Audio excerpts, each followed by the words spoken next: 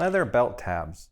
These are one of the semi-finished items we're offering. So trying to make production as well as home crafting a little easier by prepping some materials for people.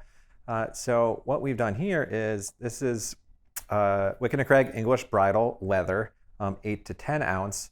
But what we've taken is we've cut both the tip ends and the buckle ends of 1.25 inch for 1.25 inch leather belts. So you can make a belt like this. Of course, this is an example that we did. No one is that small. But the idea is, so what we've done is we split one end here, so you can go around webbing or other material. And also we've split down the English bridle from 8 to 10 to about 5.5 ounces, so you can fold it over easier for the buckle when you're attaching on this end.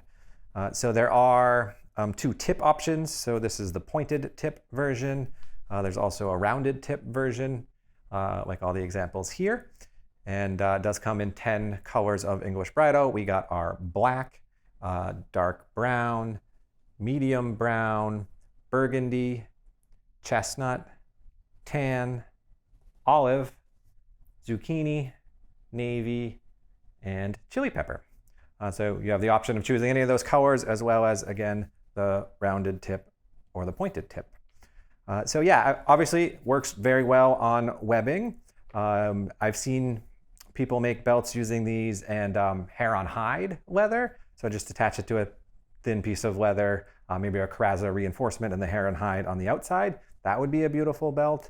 You could even probably attach it to some biothane leatherweight if you want to make a hybrid leather biothane belt. That could be an option too.